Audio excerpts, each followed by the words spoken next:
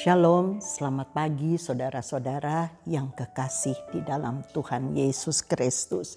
Pagi ini saya akan memberikan renungan yang saudara-saudara harus dengar.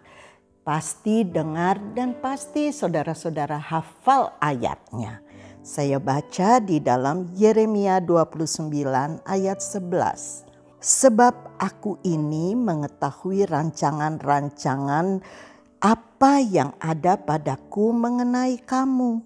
Demikianlah firman Tuhan, yaitu rancangan damai sejahtera dan bukan rancangan kecelakaan, untuk memberi kepadamu hari depan yang penuh harapan. Puji Tuhan. Tiap minggu kita boleh mendengar firman Tuhan ini. Tetapi biarlah itu menjadi alas dan dasar di dalam hidup kita.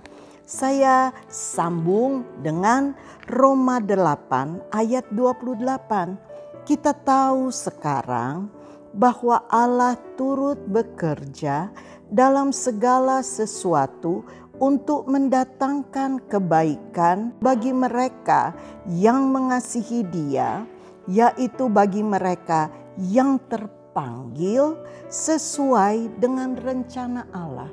Jadi saudara dan saya ingat kita terpanggil di dalam rencana Allah, dan Tuhan Allah turut bekerja di dalam segala sesuatu yang kita alami untuk mendatangkan kebaikan-kebaikan bagi kami yang kudunya harusnya mengasihi Dia. Firman Tuhan juga berkata, di akhir zaman akan datang masa-masa yang sukar. Kita tidak bisa lari dari kenyataan. Masa-masa sukar ini sedang dialami oleh bangsa Indonesia, bukan hanya bangsa Indonesia, bahkan di seluruh dunia mengalami masa-masa sukar. Sebab itu diberikan Tuhan kepada kita keselamatan dalam pengharapan menantikannya dengan sabar. Dan dalam ketekunan tetap fokus kepada firman Tuhan Yesus. Ketahuilah, Roh juga akan membantu kita saat kita lemah, saat Roh itu akan menguatkan kita, dan Roh Kudus itu akan memohon kepada Allah sesuai dengan kehendak Allah untuk kita. Ada satu peristiwa yang terjadi di satu kapal. Kapal itu mengalami kebocoran dan kapal itu tenggelam di tengah-tengah samudra. Sementara banyak orang menyelamatkan diri dan ada satu pribadi dengan papan yang terakhir yang dia temukan di lautan lepas itu, dia terdampar di satu pulau yang kecil. Pulau tanpa berpenghuni. Dan dia ingat Roma 8 ayat 28. Dia bersyukur kalau dia masih boleh selamat. Setelah itu dia buat satu pondok kecil untuk tempat berlindung di malam hari. Dan pondok itu terbuat dari lempengan-lempengan papan yang dia temui habis tenggelamnya kapal yang besar. Dia mencari makan di pantai dari lokan-lokan yang dia temukan. Dia mencari makanan, tetapi untuk berhari-hari tidak ada pertolongan datang kepadanya. Pada suatu kali dia pergi mencari makanan untuk dia sarapan. Tiba-tiba dia kembali, dia lihat pondok kecilnya sudah terbakar habis. Waktu dia melihat terbakar, dia marah, dia menggerutu, dia salahkan Tuhan. Dia bilang katanya Tuhan membela, ternyata sudah saya sendiri di pulau ini. tidak ada pertolongan. Pondok yang saya miliki, yang saya buat seadanya untuk melindungi dingin di waktu malam, panas di waktu siang, ternyata engkau izinkan terbakar. Dia marah sangat.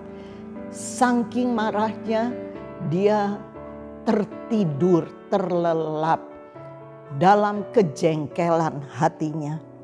Tiba-tiba sore hari, dia melihat ada banyak orang berkumpul. Dia bilang, kenapa kamu baru datang hari ini? Ternyata pondok itu terbakar untuk menjadi asap yang naik sehingga tim penyelamat itu datang menjumpai dia di pulau itu dan membawa dia keluar dari pulau. Kalau dia tinggal lebih lama, mungkin dia akan mati karena tidak ada makanan dan tidak ada pertolongan. Tetapi barulah dia mengerti, maafkan Tuhan, saya salah mengerti. Seringkali kita tidak mengerti maksud Tuhan. Kalau kita menghadapi kesulitan, sebab ada kalanya kesulitan itu dipakai oleh Tuhan untuk mendatangkan berkat yang kita tidak duga.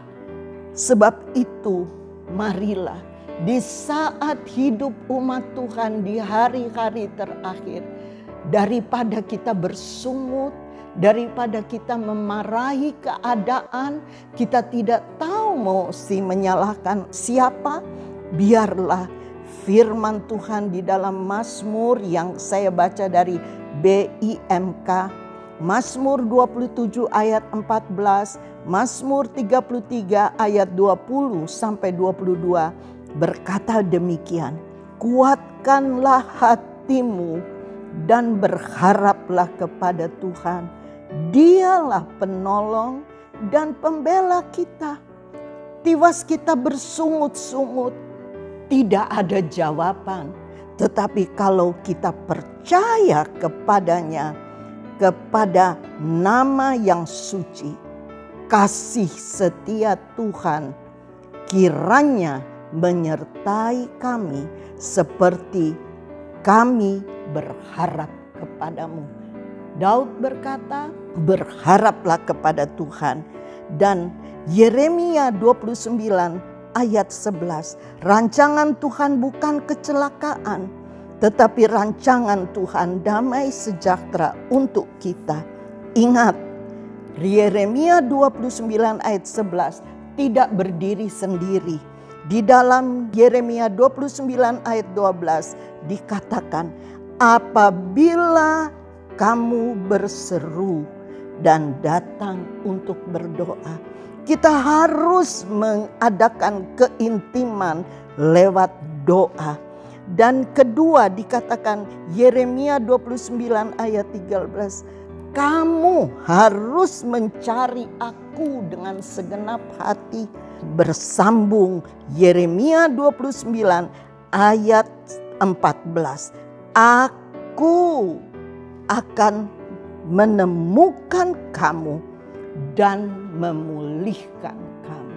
Di saat kesesakan, daripada kita bersungut, mencari kesalahan Tuhan, tidak percaya, baiklah kita mencari Tuhan dan hidup dekat dengan Tuhan, melekat kepada Tuhan.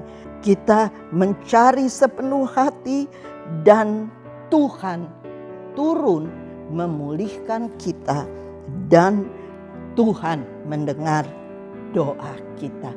Amin. Banyak kesusahan yang harus kita alami daripada bersungut, menggerutu, tapi kita mencari Tuhan. Kita berdoa semua. Bapa Surgawi, terima kasih buat firman Tuhan. Bukan hanya buat orang yang mendengar, tetapi buat hamba-Mu. Di dalam kesesakan hidup, di dalam masalah yang kami hadapi, di dalam persoalan yang kami harus lewati, daripada kami bersungut, Kami datang bersyukur, memuji Tuhan. Kami datang menyembah Engkau. Kami datang mencari Engkau dengan segenap hati. Sebab Engkau kenal hati kami. Engkau peduli akan kami. Tidak semata-mata Engkau izinkan masalah itu terjadi. Sebab firman-Mu berkata, dalam dunia akhir zaman, hari-hari itu makin jahat, kasih makin jadi tawar. Tetapi orang yang mencari Engkau, yang berlutut menyembah kepadamu, yang percaya kepadamu, tetap Engkau pelihara. Pelihara anak-anak sekolah minggu, remaja, pemuda, jiwa-jiwa lama, bahkan jiwa-jiwa yang baru Engkau percayakan sampai mereka yang sudah sepuh. Biar kami mau lebih mendekatkan diri kami kepadamu daripada kami menyalahkan satu dengan yang lain. Tapi kami mau berpaut, melekat hanya kepadamu.